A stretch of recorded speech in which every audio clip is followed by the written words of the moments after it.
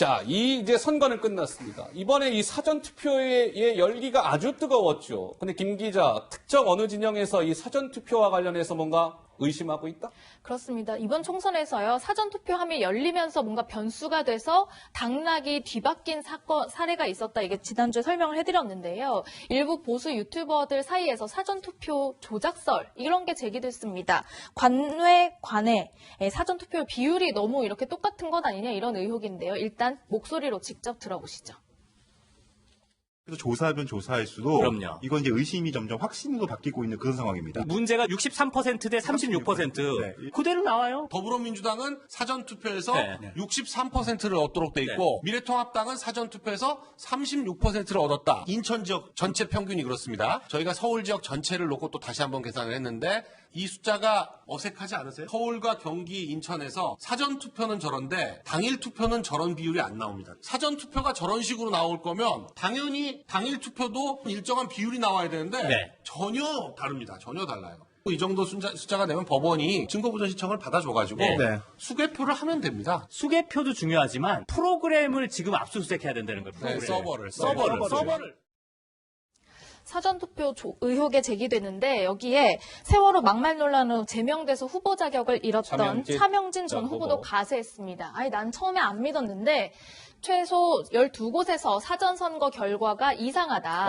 같은 시험을 치른 두 학생의 답안지가 정답 또 뭐 오답 할 것 없이 숫자 하나 안 다르게 똑같다면 이상한 것 아니냐. 아까 말씀드렸던 유튜브에서 이제 뭐 퍼센트 얘기했잖아요. 그것들이 다 똑같다면 재검해봐야 된다라고 주장을 했습니다. 이준석 미래통합당 최고위원 이번 노원병에서 낙선을 하긴 했습니다만 이번 이 보수 진영에서 사전투표 조작설을 제기한 것과 관련해서 아직도 정신을 못 차렸어요.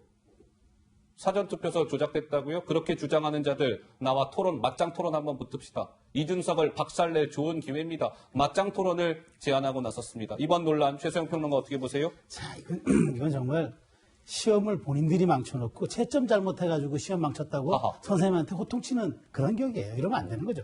정말 이번에 보수가 졌으면은 진대로 왜 졌는지 체질 개선하고 세대 인물 철학 모두 바꾸는 걸 고민해야지 이걸 남 탓으로 돌리면 되겠습니까? 그리고 그 중앙선관위 사무총장을 지낸 김대년 그 야당 목소의 추천위원조차 선관위의 결정에 자기가 이런 얘기했어요. 선관위의 몇몇 결정에 대해서는 내가 개인적으로 조금 약간 좀 동의하지 못한 부분이 있으나 사전투표 전산 처리, 투개표 관리 등 객관적 이런 것은 전혀 이럴 수도 없는 거예요. 그래서 사실 국민의 의식을 이건 능멸하는 거죠. 그러니까 이런 발언들 나오면 안 됩니다. 보수의 가치를 위해서는 이런 얘기들이 더 이상 확산되면 전 안 된다고 봅니다. 예. 자, 보수 진영에서 일각에서 제기된 사전투표 조작설에 대한 논란 좀 짚어드렸고 오늘의 시청자 여러분 무슨 날인지 아십니까? 장애인의 날입니다. 장애인의 날.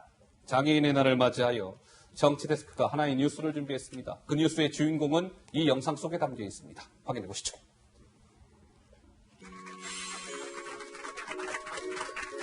마지막 공천장 수여입니다. 바로 우리 조이입니다. 네, 안내견 조이.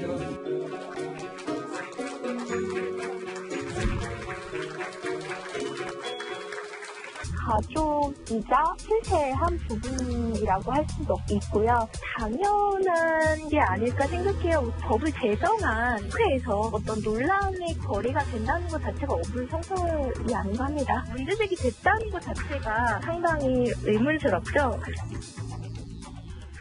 네, 김혜지 당선인 옆에서 늘 보행을 돕는 안내견 조이 얘기인데요. 그동안 국회법을 근거로 안내견 출입이 잘 안 됐었습니다. 다른 사례도 있었지만 이번에 국회를 들어갈 수 있을까? 국회가 검토를 해왔는데요.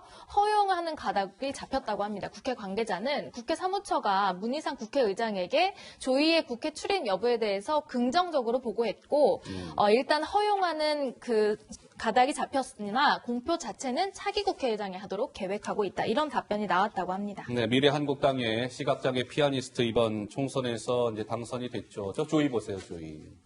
저 김혜지 씨는 시각장애인이기 때문에 조이가 없으면 안 됩니다. 항상 조이가 옆에서 김혜지 당선인을 인도하죠. 이리로 오세요, 저리로 가세요.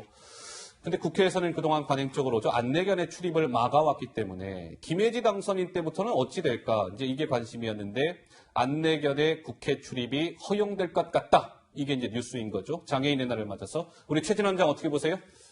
뭐 너무나 당연한 논의 아니겠습니까? 그리고 여야가 모처럼 아주 빠르게 한 목소리를 냈어요. 한 목소리를 냈습니다. 다행스러운 일인데 마치 저 안내견을 같이 가는 모습이 좀 장애인을 배려하고 대우하는 배려하는 듯한 그런 상징적인 또 모습을 보여주는 면에서 아주 바람직하다고 봅니다. 저 조이는 사실은 이제 그렇습니다. 이 안내견이라는 것은 그동안 예전에도 한 명 시각장애인 국회의원이 있었대요. 그러니까 그때는 허용이 안 된 거예요. 그러니까 그 시각장애인 국회의원은 본회의장 출입할 때 안내견의 도움을 받을 수 있었던 것이 아니라 보좌진이 안내해서 들어갔는데 이제 김혜지 당선인부터는 저 조이 안내견이 인도해서 본회의장 등의 출입이 허용될 것 같다는 거죠. 배승희 변호사 한 말씀 하시죠.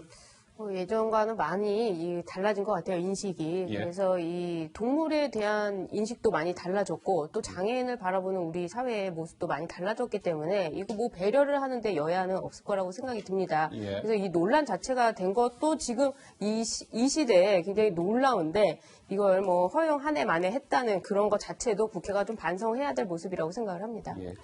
뭐 어찌됐건 이 논의가 됐다는 것 자체에 대한 문제를 제기하는 분들도 있고 늦은 감도 있지만 어쨌든 장애인의 날을 맞아서 그래도 반가운 뉴스가 아니었나 싶습니다. 자, 조이 얘기까지 해봤습니다.